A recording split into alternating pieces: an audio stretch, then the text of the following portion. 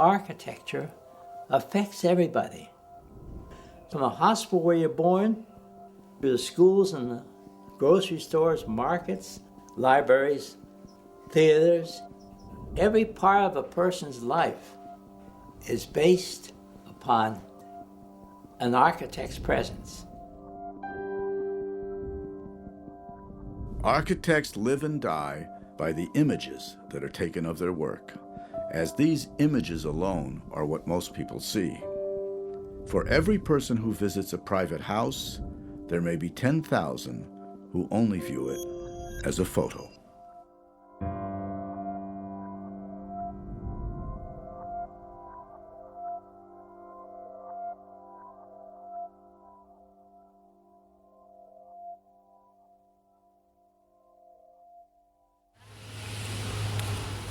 I'm looking at the base of the steps. They die into the railing just where the wheel is. It's perfect. Yeah. Photographer Julius Shulman has defined the way we look at modernism. First focusing his lens upon architecture in the 1930s, Julius continues to document the evolution of built environments and architectural forms today. Print it. Print it.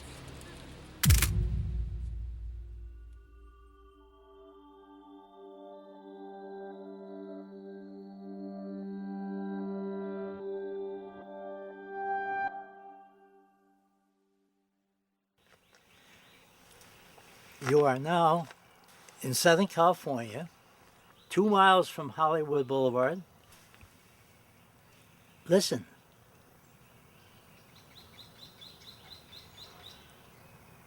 Not a sound, just the birds.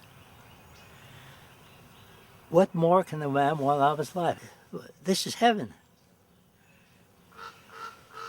Nothing here was planned. It's a mishmash, every conceivable kind of plan. And people don't like this kind of garden. Matter of fact, many people come here, they say, boy, I'd like to come some morning while you're still asleep with a machete and chop, chop, chop, chop. They want to cut back my density. I'd chop your head off if you did that, I said. By God, this is unbelievable. This tree hasn't blossomed for years. It's growing in the wrong place. You don't plant an orange tree in the midst of, but all the other trees have shielded it. And yet, we'll probably have oranges this year. That is fragrant. Oh.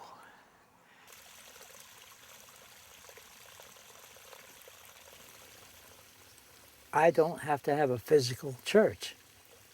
What can be more beautiful than a church in which you're surrounded entirely by nature? This is my God. I think it's significant that Julius, after being born in Brooklyn and before coming to the sort of city of Los Angeles, lived on a farm in Connecticut.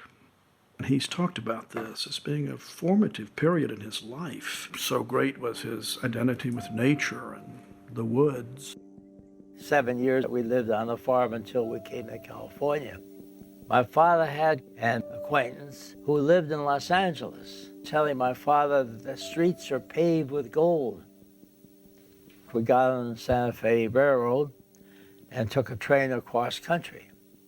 5 days, 5 children.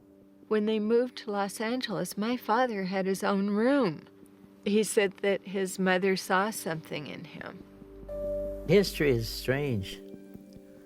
Here, it becomes mystical. I was ordained to become a photographer. I was destined. He had a very inquisitive eye navigating the environment, whether it was people or social events or sporting events. I took a photograph, and my teacher observed that their heads are all below the line of the second hurdle. He said, Julius, that's a very professional photograph. Here is an Eastman Kodak camera. It's a good gift to give to somebody who was 23 years old at the time. And I have this vision of him wandering around, whether it's in the hills or wandering around town, seeing the world through his camera. You know, if you're able to gather into one big picture all the small pictures that he took of Los Angeles prior to his involvement in architectural photography, you would really get a sense of a pulse of the city.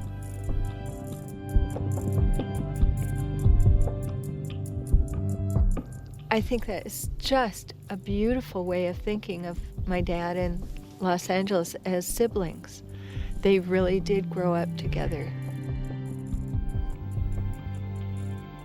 He didn't know precisely what he wanted to do, but he also knew what he didn't want, which was just to sort of follow some conventional path. And it seems as if his early life was about muddling along until he found that niche for himself. And part of that muddling along involved going to 7 years of college from which he didn't even get a degree.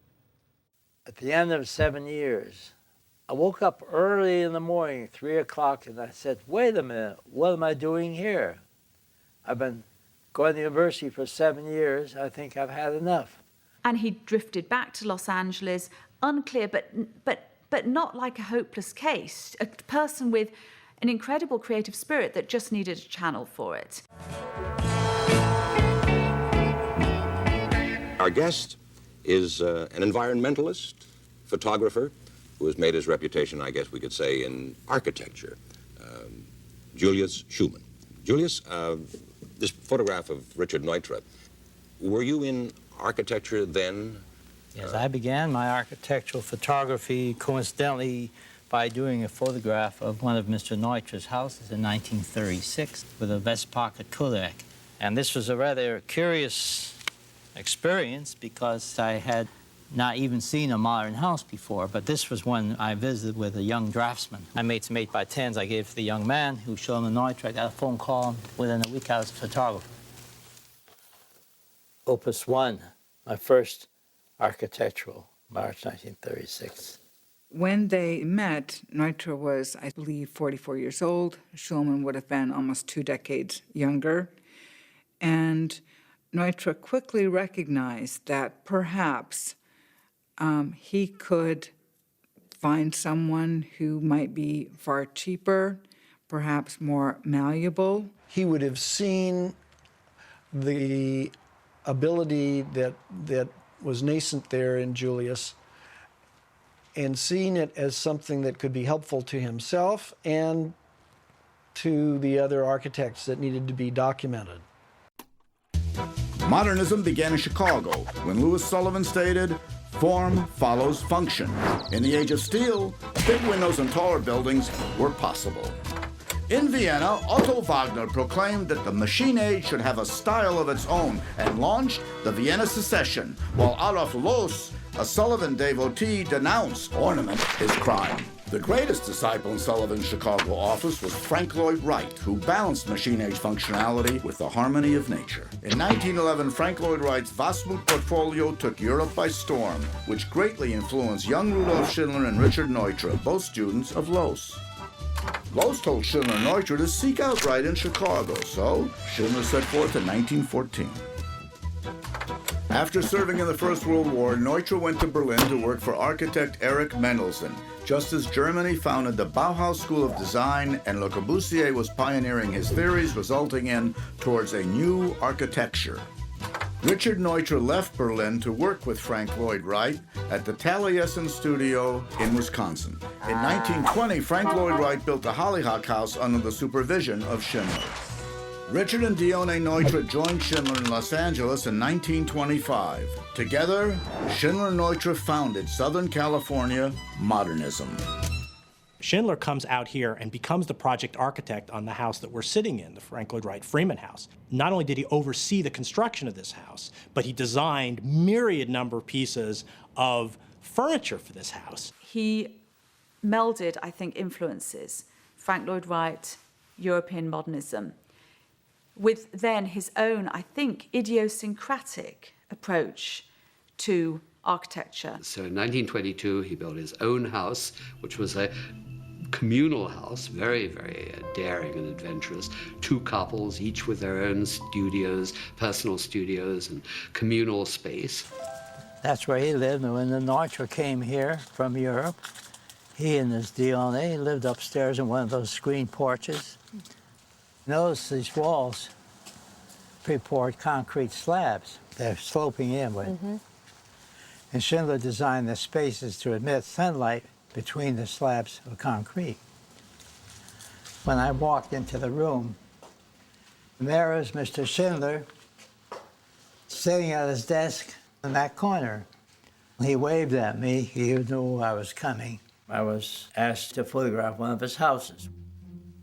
When I came back and showed Schindler the prints, he said, "Shulman, the light you used was so basically the same on both walls. That's not natural.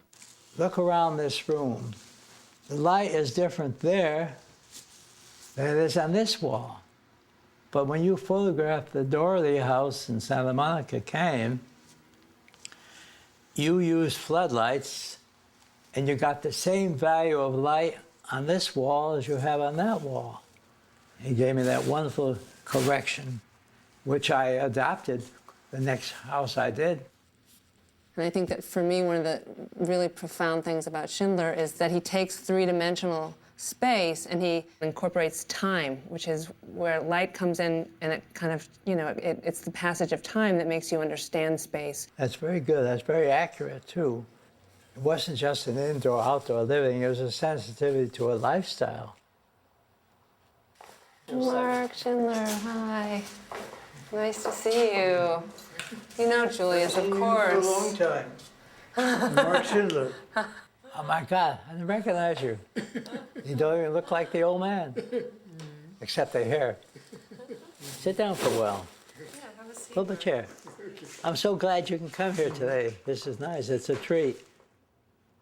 Even though, as I complain, it's empty, no furniture. But nonetheless, the spirit of Schindler is always around here, which is where much of the controversies arose between Schindler and Pauline. He didn't know how to design a kitchen for modern living. Well, my father never used the kitchen. Yeah, exactly. There you go. All right. The women were meant to do all the cooking, but apart from that, it was very democratic. And the one of the first people to move in was Richard Neutra and his wife. At the very beginning, Schindler and Neutra were friends until Neutra managed to get a commission from Schindler's best client to do by far the largest house that either of them had ever done. And that put an end to their collaboration, their friendship. So they really saw each other only intermittently. And my father had a heart attack in 1950. And when he arrived in the room, there in the same room was Schindler, who was dying of pancreatic cancer. They spent about a week together, kind of exchanging old times. And there was a kind of a closure.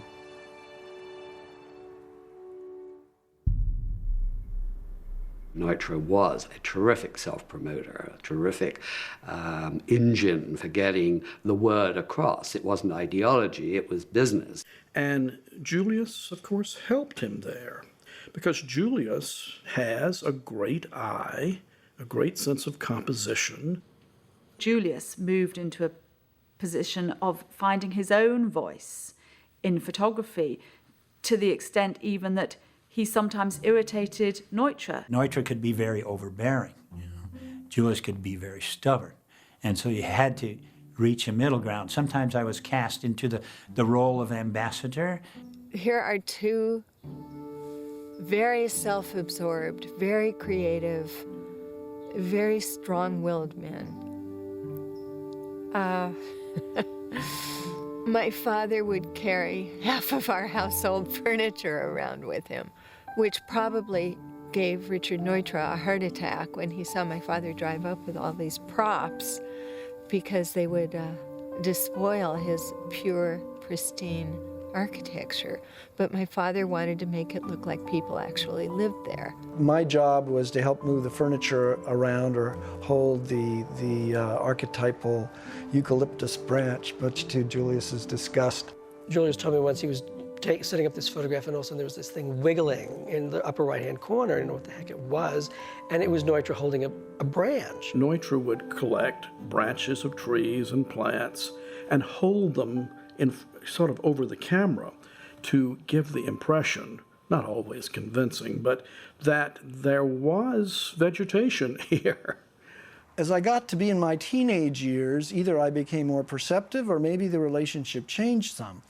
But I remember more sort of arguments happening and my father grumbling on the way home about how hard it was to get Shulman to do what he wanted him to do. When I was photographing the Neutra coffin house in Palm Springs, I took my camera, my shoulder, and I started going outside. Neutra asked me, "Where are you going, Shulman?" I clenched my arm, and I broke free and ran outside and set the camera.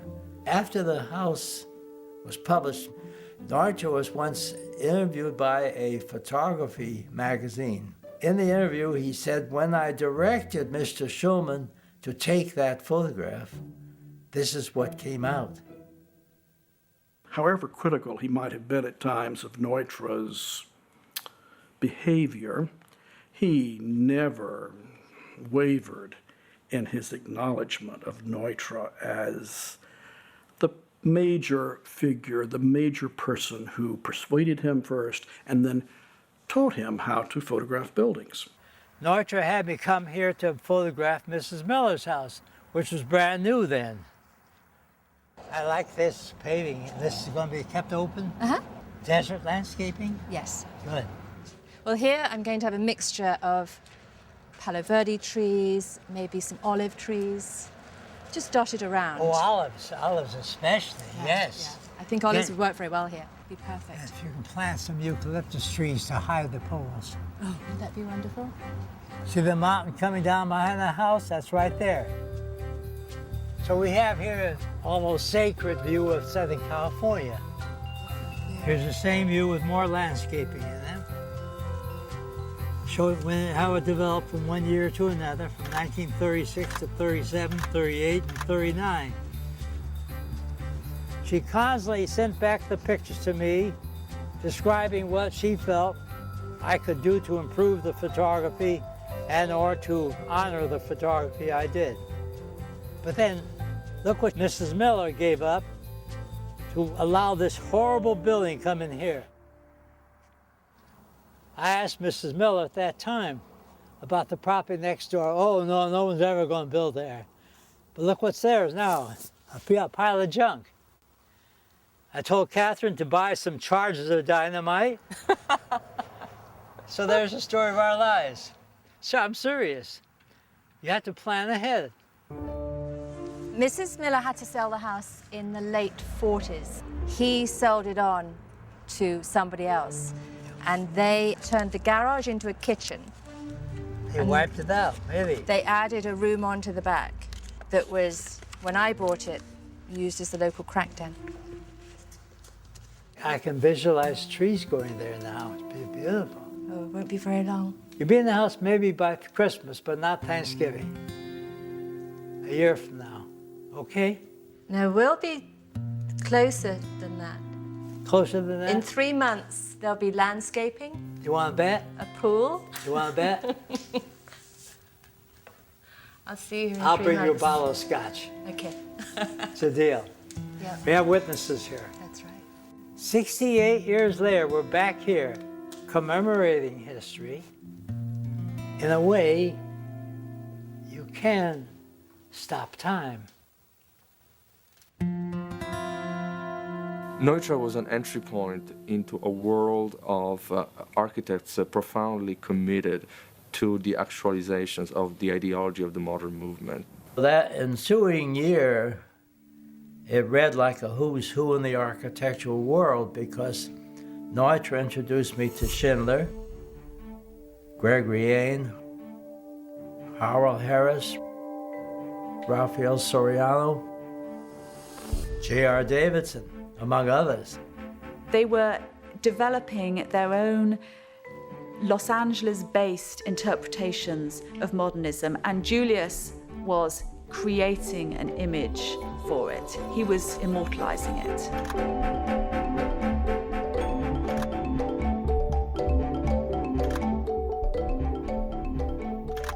was sort of a filter for this architecture, and through his images, the messages of these architects. And this was a period of time when architects believed that they could change the world. They believed that life could be enhanced through good design. It was a very optimistic period.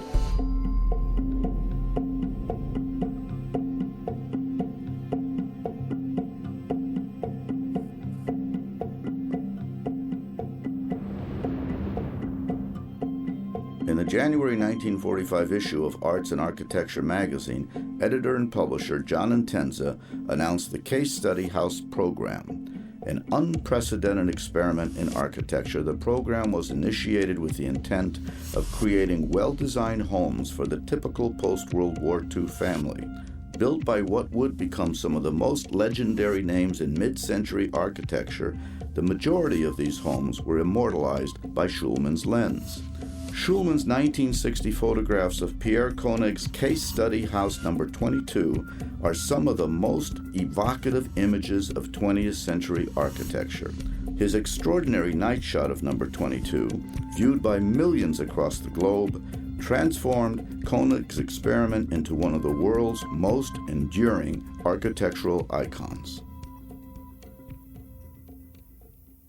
One of the amazing things about that picture at that time was, remember, this is the time when we were building rockets to go to the moon, and we were planning on colonizing Mars, and the sort of popular zeitgeist is caught perfectly in that picture.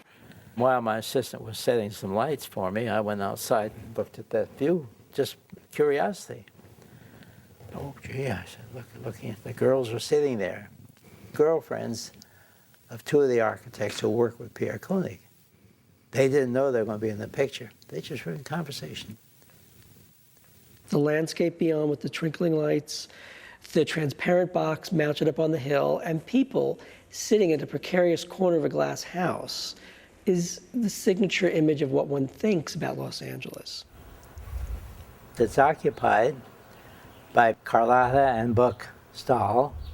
They've lived in this house almost a lifetime. We came over to see the lot. All of a sudden, a car comes in, and it turns out to be the owner of the lot. And Buck and him talked. At the end of 2 hours, we shook hands. We bought a lot. After that, the person who owned this property, I can hear him saying, "Oh boy, I got rid of that junky piece of land."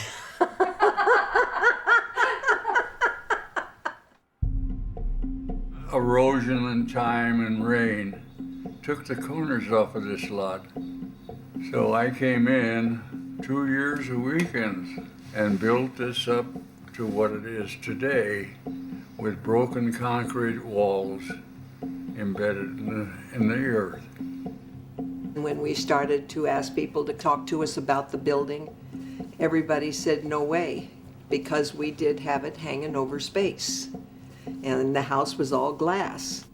Along comes Pierre Koenig. And he told us, no, it would be better, safer if we did this and that. And so it was a teamwork thing. And of course, the man with the camera sure sold this house to everybody in the world. You look pretty good. Take care of yourself. Okay. I wish I could walk like you. You will. You will. You have faith. I'll come back and work with you. All right, Julius. 93 is going to help 92. He's been a jewel. Thank you. In our life. He really has. The photograph lives on as an absolutely pure and simple restatement of the ideas of the case study movement, and serves as a metaphor, really, as no other house can. As I discovered these great prints, I want to go back and study. If I would have done it some years ago, I would be a better cinematographer now. Michael Mann, the director, as he always does, had a full room filled up with still photographs. And Michael told me, Dante, I want to do now a wide shot. And I would like to be able to obtain this effect that was in Julius' photo of the house that goes out into the city. Ultimately, when he cut the movie together, he didn't use the shot because he felt that we didn't achieve in having this quality that your photo has. Two lights flash. After the lights went off, I exposed 5 more minutes to get the city lights at f32 to get the depth of focus. But now I understand. I see. I didn't know that. But now I understand. Everything else was so sharp. But there was some blur on the city lights. But anyway, shooting a movie here would be a joy with the background of the photo you shot. Action. Beautiful. Yeah. Huh? And So cut. nice. Okay, now we can take a look at the whole move. The speed is good. Yeah, we don't. Speed is very good, yes. Very nice. What we're trying to do is kill setups. You are. But add in the move.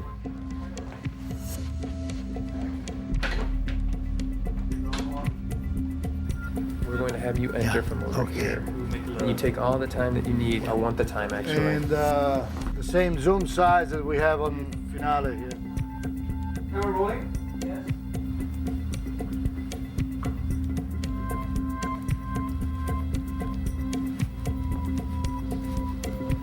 Very nice, yes. I was thinking of the real tight shot on him, the reflection of him at the glass. That's good. Now am I going to get right on the train? You can ride this. I'll push you all around the place. Cutting. Thank you. It'll be my pleasure.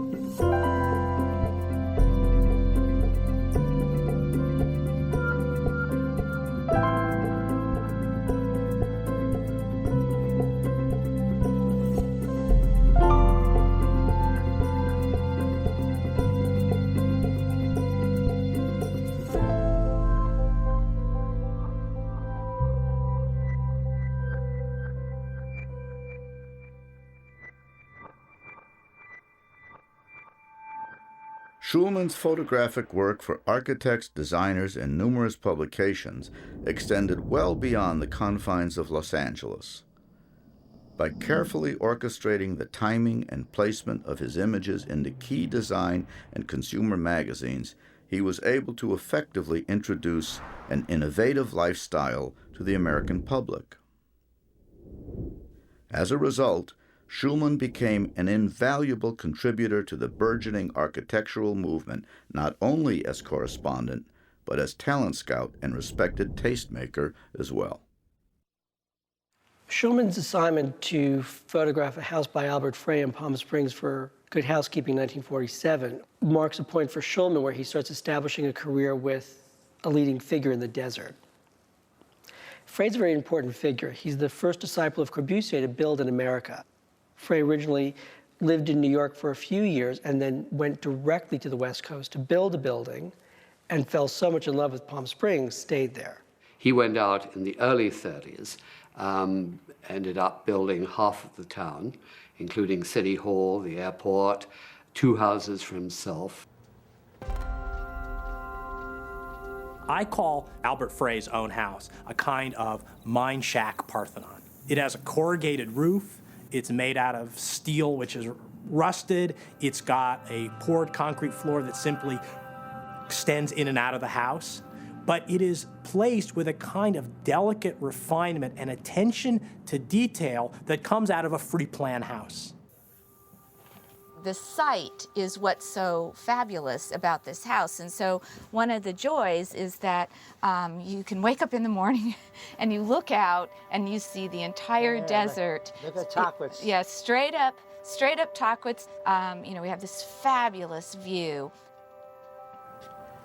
It's a house designed to meet and live with the desert. Why can't new architects, young architects, be instilled with the spirit of the desert to introduce them to building in the desert? As one example, on a so-called impossible piece of property, you're constructing a house which melds with and in the landscape.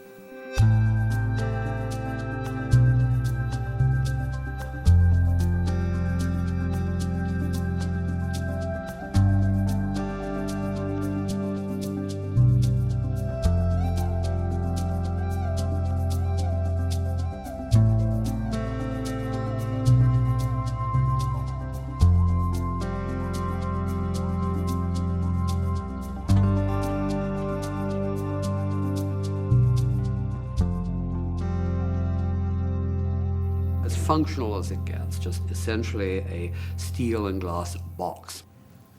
There was an affinity there between Neutra and Frey.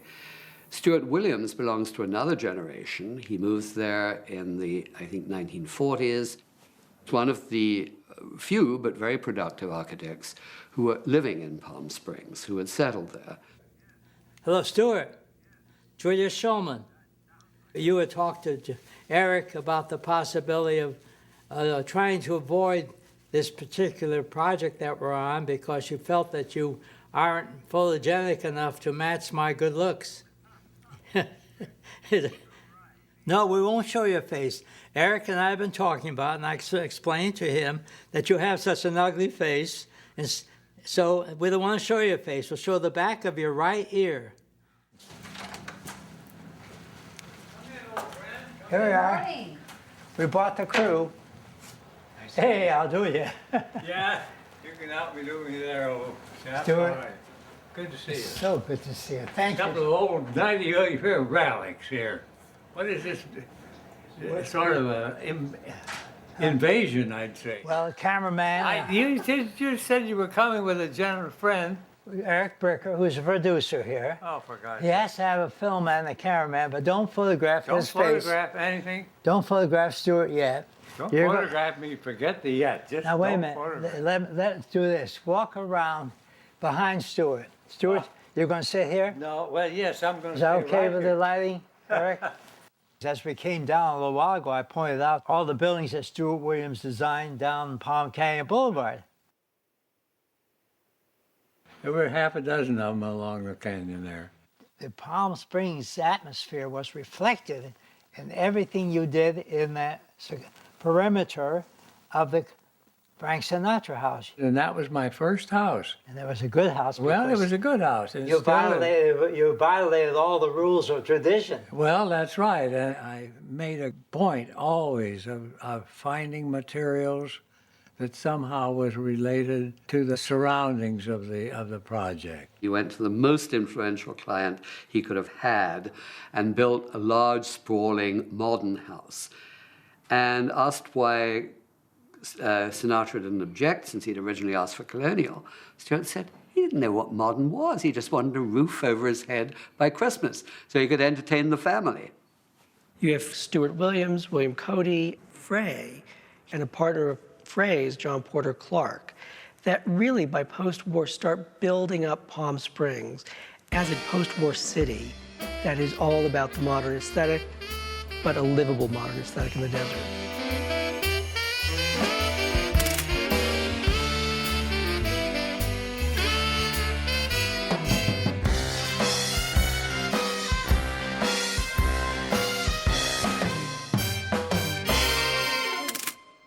One of the things I appreciate most about Julius Shulman is that he was not just interested in, quote, the stars. He was interested in those other people who might have seemed to be on the margins, but who were very good architects. He had this unfailing eye for seeking out new talent and bringing it to the attention of East Coast editors. One time he had an assignment to photograph the work of an architect by the name of Herb Green in Oklahoma City, and he had designed and built this wonderful house that we called a Prairie Chicken. And Julius said, "This is exciting. I'm going to run to New York with this in my bag.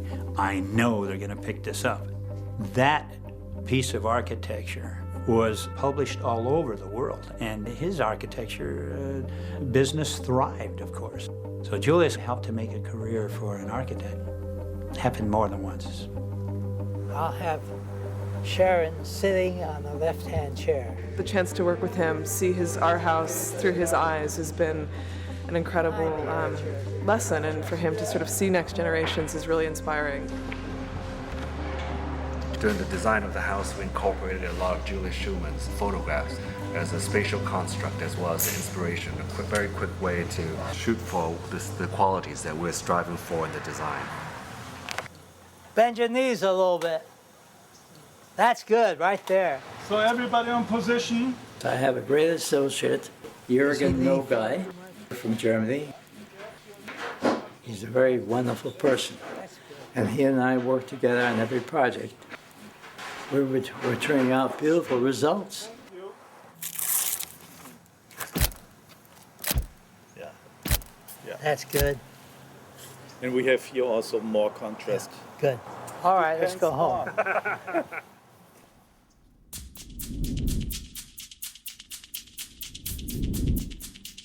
In addition to photographing the work of emerging architects and designers, Shulman also documented the endeavors of more established masters, most notably those of the legendary Frank Lloyd Wright. Wright revolutionized the very concept of the built environment, and Shulman would later translate the architect's domestic and public spaces into vivid and persuasive imagery. In the area around 1950, I was photographing a house for an architect who used to be an apprentice with Frank Lloyd Wright. And as a result of a conversation, it turns out that I was able to go to meet Frank Lloyd Wright the next day. He allowed me to photograph Taliesin West. So I spent 12 days. Then when I sent him my photographs, he was exuberant and praising them. He gave me other projects to photograph.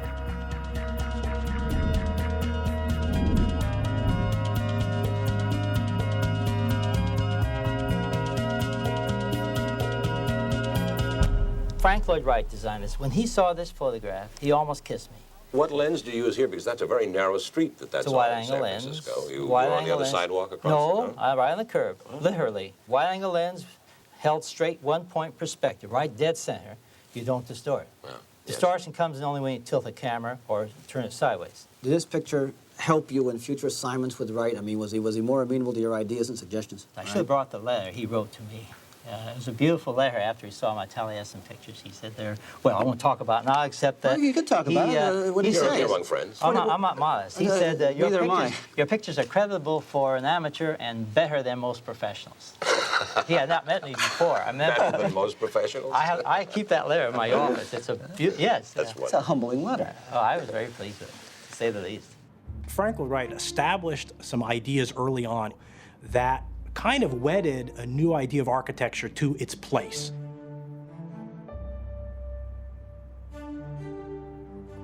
He changed the nature of what we think a house is. Not what it looks like, but how it's organized and how you live in it. Another architect who changed our ideas about living spaces was John Lautner, who came out of the Frank Lloyd Wright office.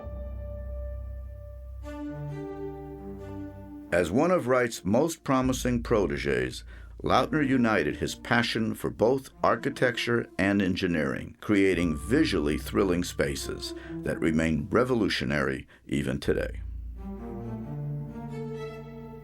I refer to him as the missing link between classic modernism, the work of Neutra or case study house architects, and the more sort of expressive and organic work that people now associate with Los Angeles. He thought that every single house should be developed out of the site constraints and out of what the budget allowed and what the client wanted and needed. John was a brilliant engineer. You have a house perched on the side of the hill, and there's no excavation here. It's just like a birdhouse would be. And look at the view you get from here. And he had the concept of getting a contracting company to acquire the land around here and build a series of these pods. He couldn't get a contractor to build and finance this kind of project. It's a tragedy. But I was. Hello. How are you? Good to see you. Nice meeting you. How long ago did you take a picture of this house? I photographed this house originally and it was new in 1961. Then in 1968, I made a major story about it for Life magazine. So you're the famous Julius Shulman. 68 years of photography, you bound to cover it. She's been instrumental in making my book so beautiful. She's a book designer. Well, wait till you see. When's it going to be published? Ask Angelica. I don't know either. When's it going to be published? When it's at its best, then we start printing. We work so long until this book is like you can't do it better. Angelica happens to be a very creative woman. She built this wall. Not myself. Not well. And From then the stones off the there's side. a stairway up here, up to the hill above. Someday there'll be a trail from here to my house, which is half a mile straight, otherwise you take Mulholland. You can go over the hill and we're going to hike to our house from here someday. So, and look at the nice light coming through here, the last rays of sunlight. Isn't that beautiful?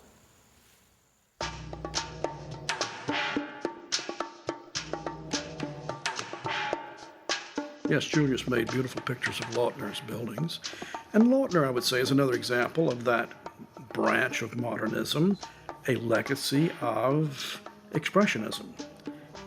Eric Mendelsohn, late Frank Lloyd Wright, after all, John Lautner went to Taliesin in the late 30s and was imbued with all of that. Frank Lloyd Wright called John Lautner the world's second greatest architect. He felt very strong about the talent of his student, and John was such an amazing builder. The photograph of John Lautner, this is the age he was when he designed our house. And in fact, if you look behind him in the photograph, there's a design for a restaurant that incorporates a lot of the same features as the entryway of our house. You know, what we refer to as the lobby, for lack of a better description, because it's not a real practical room, it's just a spectacular room, I think. Oh, it's a real practical room. We've had string quartet concerts in here. We've had fundraisers for Rudolf Schindler at Mocha. We had Julius Shulman's birthday party. No, it's great as a restaurant nightclub, but I mean, as far as something in a house. It lent itself to be something that is a little bit in the world of fantasy. Many Lautner homes are now used in films, and for some reason, the site of the evil person.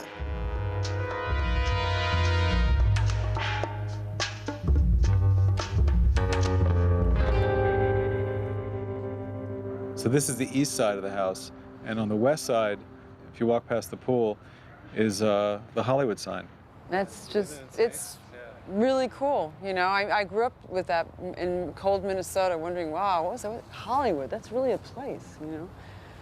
But how insane to look right through a house to see. Yes, you can literally look from west to east in this direction. The movement of the sun and the moon, where we see them so clearly.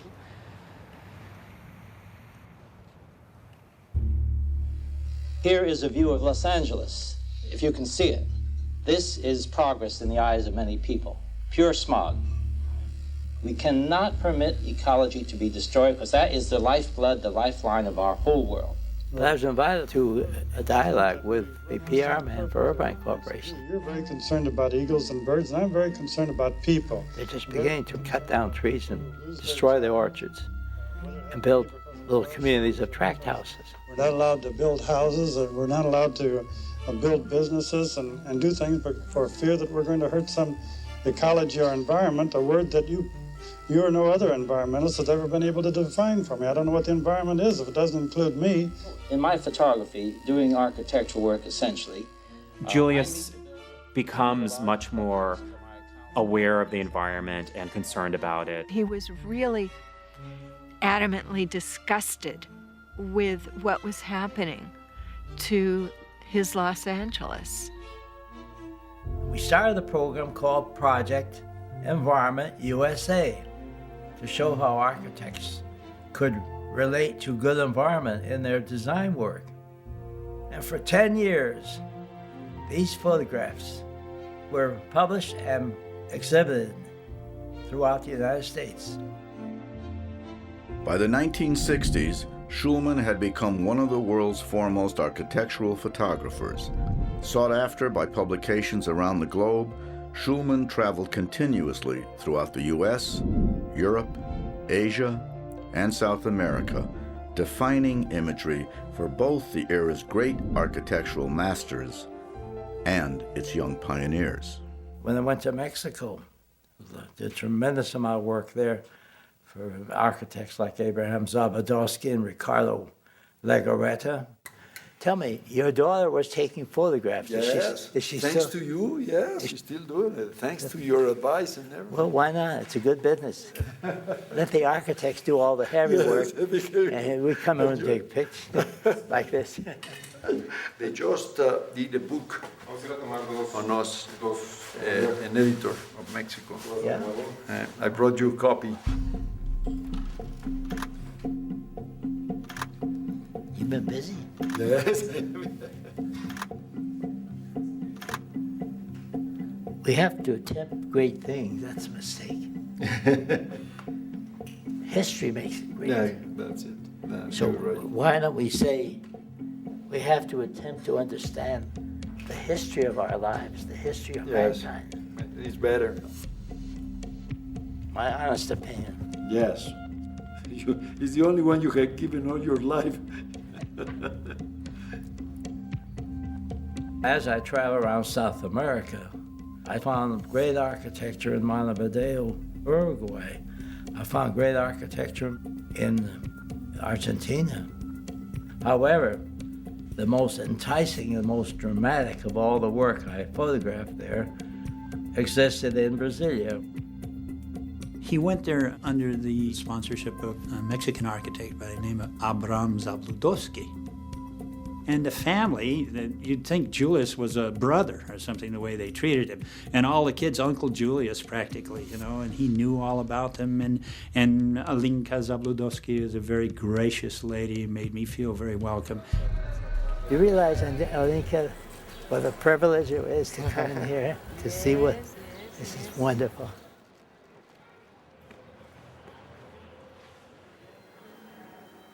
Abraham was very skilled at getting good photography. Look at this photograph.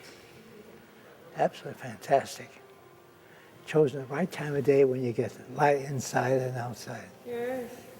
Tells you the whole story of the building. You realize when you stop here in one moment and just let the eye walk around here.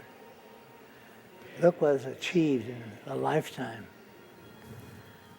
And the contrast between each building.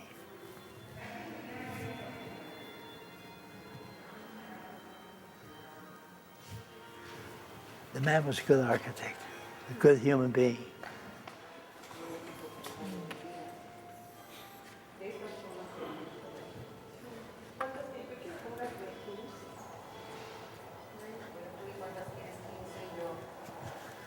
Salute.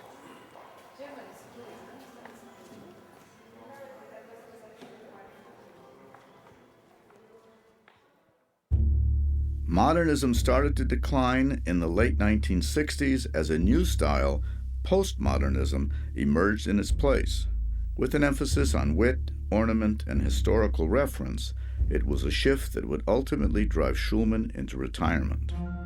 Julius had a wonderful archive, so he decided, look, Carlos, I'm going to give you, which he did, $10,000 cash. I'm going to give you $60,000 worth of camera equipment.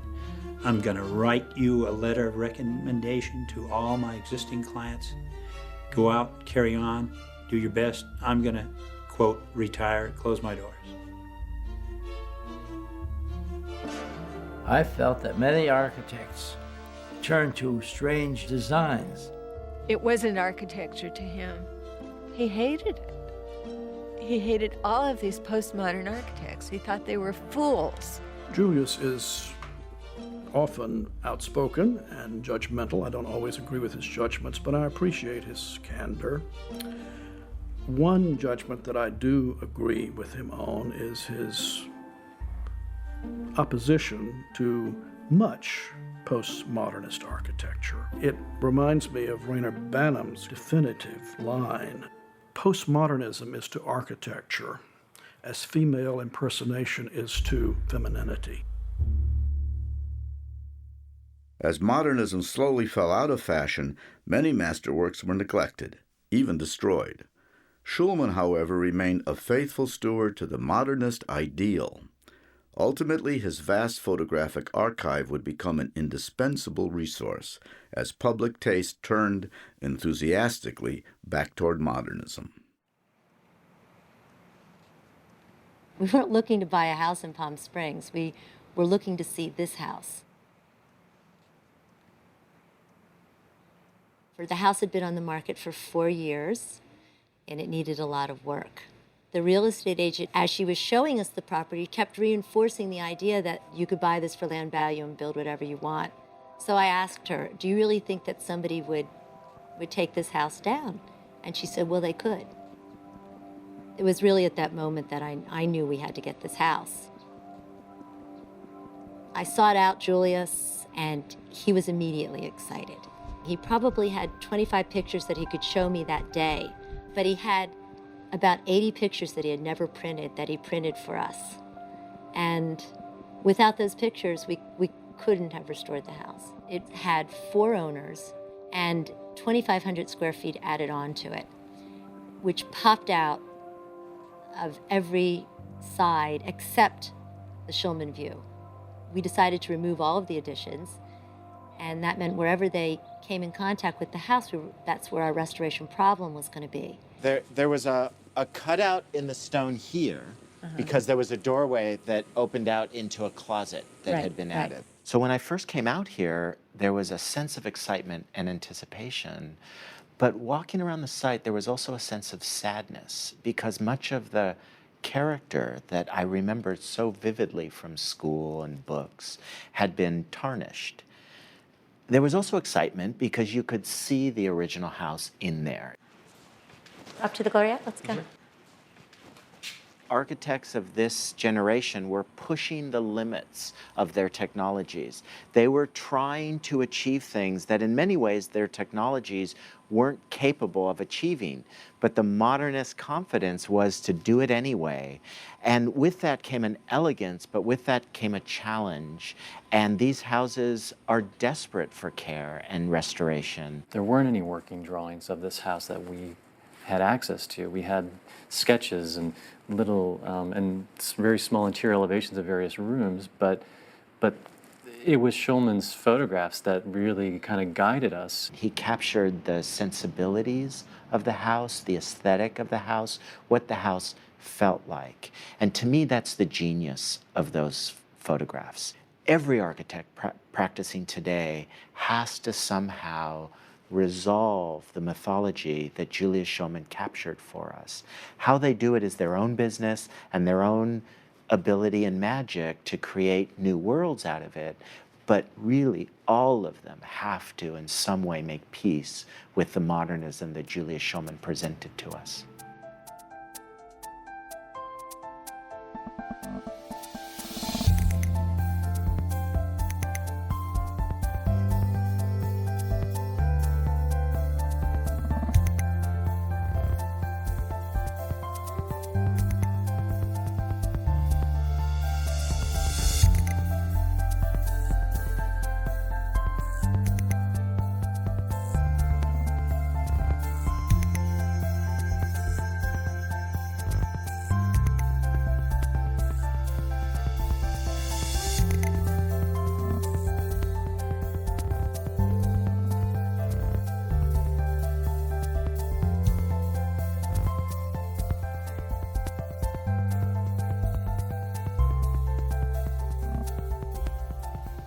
It's a simple but true statement that Julius Shulman is the most important architectural photographer in history.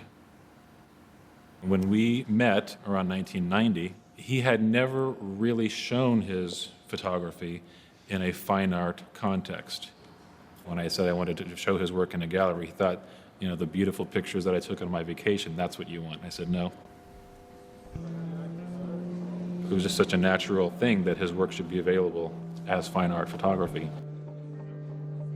It's just a matter of context and perception. Since then, we've shown his work in Milan, and London, and Paris, and Cologne, and Berlin, and Munich, and New York, Toronto. It's been an extremely successful relationship. The genealogy of architectural photography in the United States really starts with a man named F.S. Lincoln. After that, it kind of balloons out to three, which is Julius Shulman, Ezra Stoller, and the studio of Hedrick Blessing in Chicago. Their photographs are a bit darker, and they deal with ambient light. Shulman's deals more with the natural landscape, and Stoller's is the tonality of the sky. Stoller's photos are very different than Shulman in that sense of Stoller's are more elevational-like in their visual construction. Julius's photos are mostly one-point perspectives. And to show a really good modern interior, you really need to do a one-point perspective because the modern will unfold in a beautiful way. The rooftops and floor lines recede into this single point, and they jut out at you at this very dynamic 45-degree angle. And so the images are either shooting towards you or pulling you in. Often, the houses in real life are not nearly as beautiful as Julius's pictures. He was a master at shifting the planes around to, in a way, distill the essence of the building into one particular shot, or to even enhance the strong lines of an already powerful building and raise it to a different level. Somehow he's able to put so much of himself into the vantage point that you feel his presence in the room, even if he's not in the frame. We had been talking about where Julius's archive should end up for many years, and there had been discussions and proposals from various museums, but I and Julius and his daughter, I think, had always been most interested in it ending up at the Getty.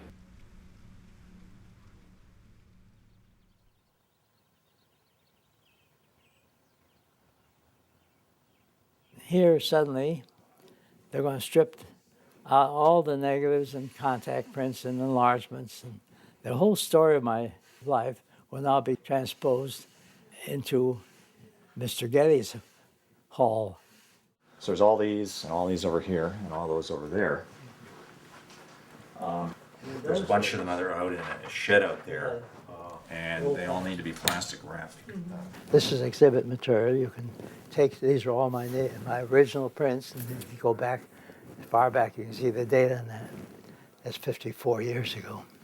But it's a sad experience. I don't know how you're going to plan to store these. I'm not just going to move away from this whole project. I aim to come to Getty quite frequently. Oh, we need your help for it. And I hope you'll ask me, because let me have a key to the gate. Because I plan to come there. Julius had a specific organization of his archive.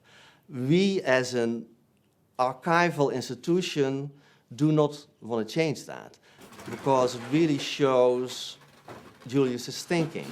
And the working with the archive is just as much of importance to understand Julius's work as looking at the photos themselves. The place is going to be barren without my archives, but there's so many other things still piled up here. Oh, I am going to miss some of these. And look at the work I'm doing here now. And I can still have my coffee and scones and have a good life. Thanks, my daughter Judy. This is a man who lives in his presence, in the present, you know, and in his presence too. But he lives in the present. And it was the same thing when Olga died. He's always looking forward. Somebody's coming up here tomorrow. Here's an order for these people. Ah, it's empty.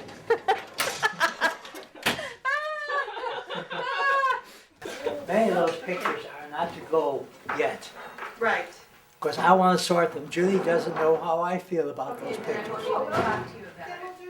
Okay. Many of those pictures are our salon pictures, personal pictures, and they're not ready to be shipped yet. I'll be all right. And I've got these wonderful things here. Photographs, but Judy's not coming back till Sunday. Sunday, what Sunday? Sunday's the 5th. When you're coming for brunch at the house. But, Joyce, I have a meeting at 2, so I can't stay around this afternoon. All right. That's how you feel about it? I'd love to be here. You know I would. I know.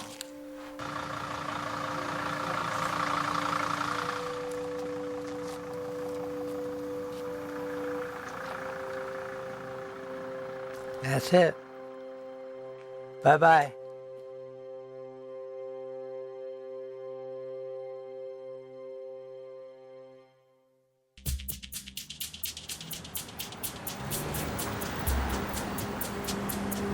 I think that a major reason for the revival of modernism in the late 1990s is the republication of Julius's photography by Taschen. People look in Taschen books, they say, I want to live here, and they want to become part of a Julius Shulman photograph. Yes. Thank you. Thank you. It's a pleasure to meet you. There we go. Thank you so much. Thanks, Les. I appreciate it. Thank you. It's a beautiful one. That's a collector's item now. Yeah, now it is. Thank you so much. Thank you. Enjoy it. Julius has a portfolio that encapsulates a generation of architecture that many people would never get to see in the flesh. Benedict Taschen mythologized the man who mythologized the buildings. I can't even tell you how many of your photographs I have. Everything's fine? Wonderful. I never sold so many books.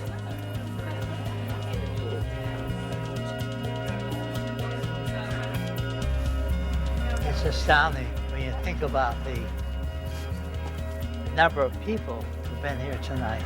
At least the whole firm was here, I guess. It's amazing, don't you think? That's very quick. Yeah. Where do we go now? So, no, he's on his way. I think he will be.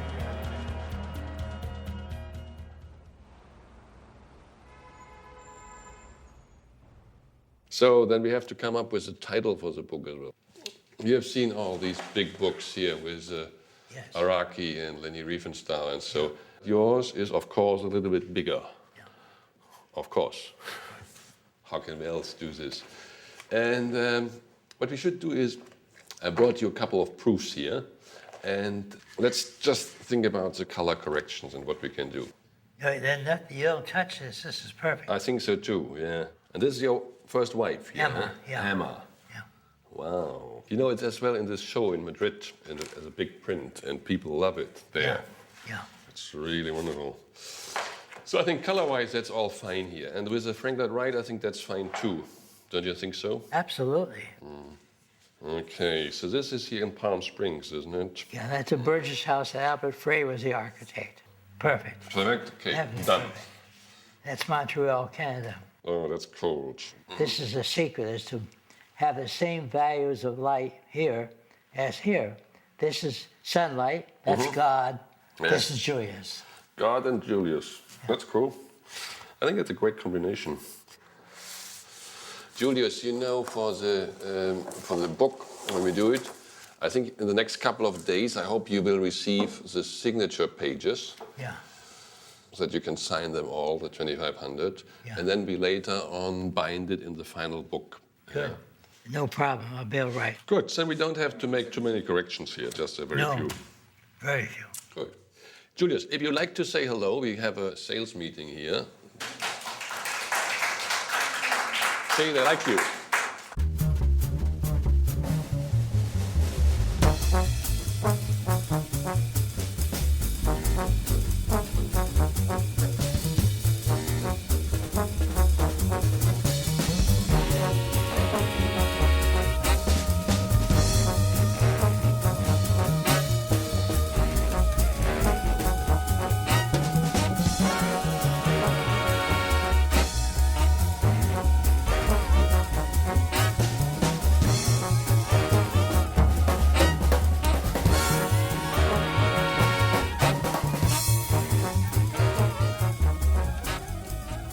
the architecture of Southern California, modernism is associated with the idea of lifestyle.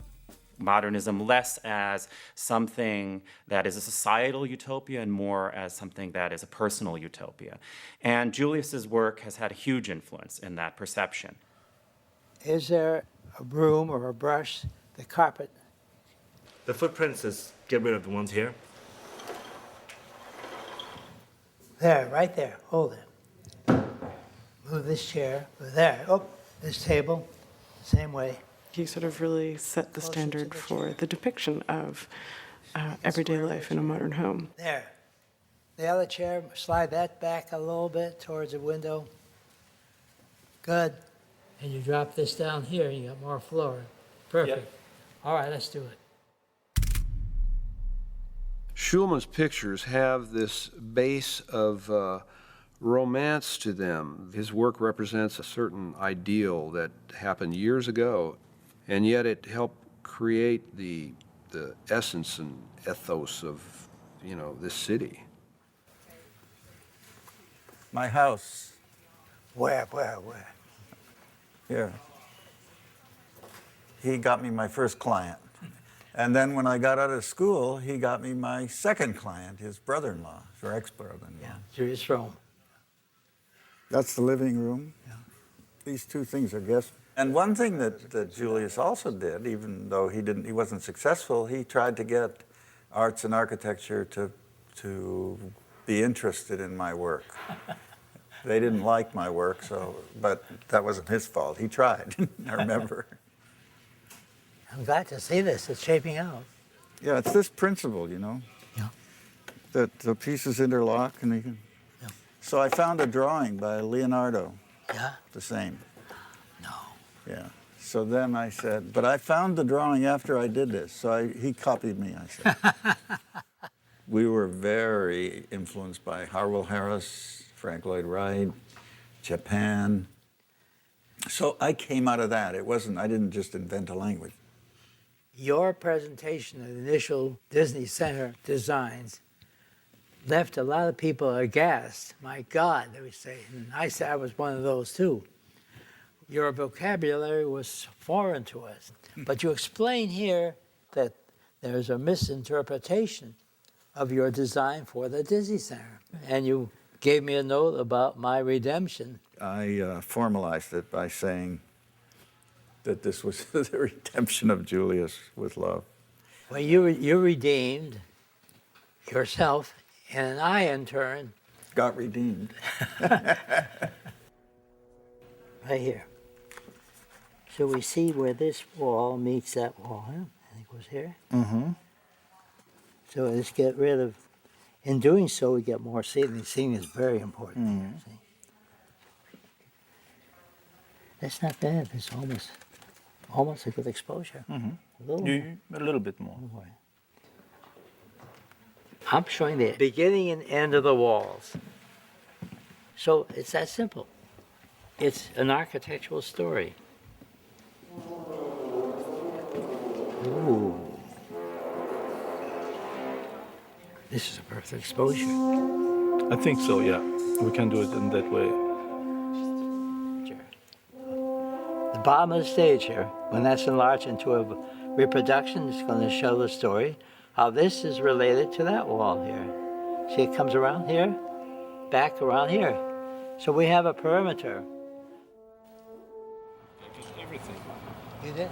Yeah, the point. How about the bottom? Everything. Crop We can crop there, but we do not need now, because I don't want to go. You see the we top get here. everything. That's fun. Let me look at that. Oh, wait a minute. How about putting on 75 and doing horizontal? All right, there's your rising front. We have vignettations in this. Let me check the Polaroid, shall we? You see, we are getting dark in the corners. I like that. I want that. Yeah, it's a tunnel view. No, we always do that in our pictures. We darken the corners, always, deliberately. I never do that. I do. That's why people like my photography. Okay. I dodge it in purposely. I control what I call the visual acoustics.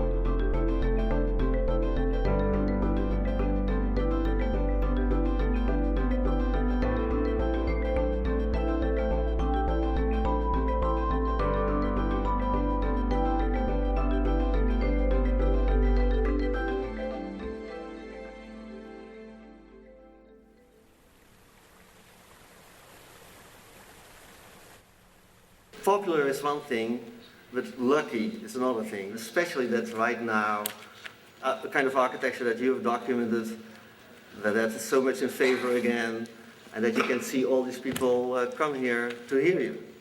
You've heard the term mazel tov when someone gets buried? I mean married. Same. So apparently, I've been graced with mazel. Good luck. Fate. We've talked a lot now about architecture, but you've also been very interested in the city, specific ideas, I think, about the city. Is that correct? We have no control, no planning, no urban planning. How would you like to live somewhere in that pile of junk? Can we control the real estate market? No, but we can guide it intelligently.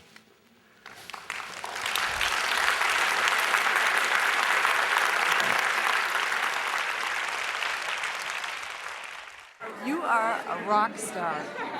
Who? A rock star. You're like famous like Elvis Presley all of a sudden. Oh my God. What's the deal? I'm better than he is. Yeah, I'll say. Next, we'll cut. Where's the cake here? Happy birthday, dear Julius. Happy birthday to me. Thank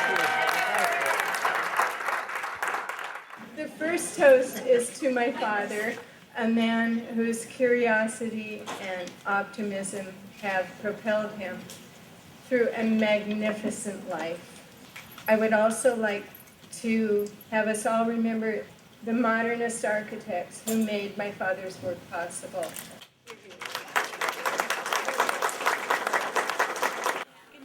Good night. Good night. Good night. Good night. Thank you.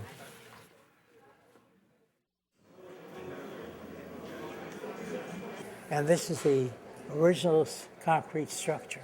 Yes. I have always admired Julius from the standpoint of his, somebody who's as together as he is and at his age and still is vital.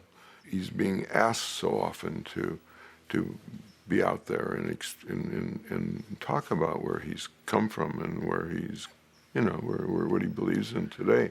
The camera is the least important element in photography. That's why in my seminars I will not permit the camera to be introduced until we look at what we're judging.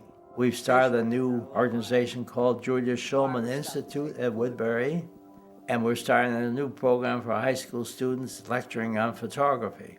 Now in this composition, we're seeing all the way into this dark part of the building here. President Nielsen, it is my honor to present Julius Shulman, the undisputed master of architectural photography, for the honorary degree, Doctorate of Architecture.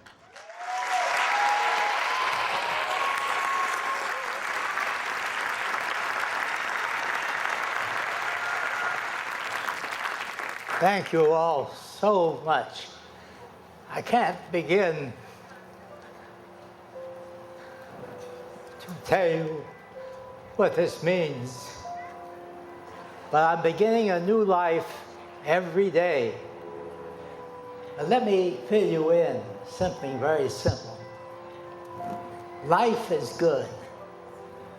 Life can be beautiful. What more can I ask? Thank you very much.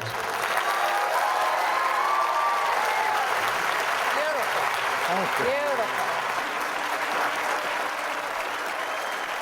Do you perceive yourself as a romanticist? Oh, yes. I have fun. I learned something, Julius, from talking with you. I have a gate, and I've got a box from the shepherd. I think that's one of the greatest architectural pictures I've ever seen. That's wonderful. Great picture. I Well, like this points out about photography, success, romanticism. If you're worried about the job you're going to do, you can't be bothered with a barking dog. Come on, let's get into the house. Let's go shooting, Joe. But if you're relaxed and enjoy what's around you, you speak to those dogs. Julius, you enjoy your work, don't you? Oh, what else is there?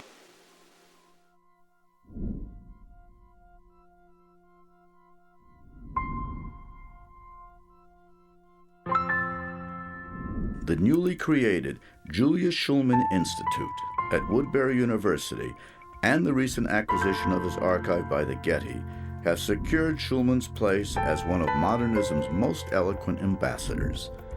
Both his personal and photographic legacy continue to endure, perpetuating the philosophy, simple beauty, and pioneering spirit of modern architecture.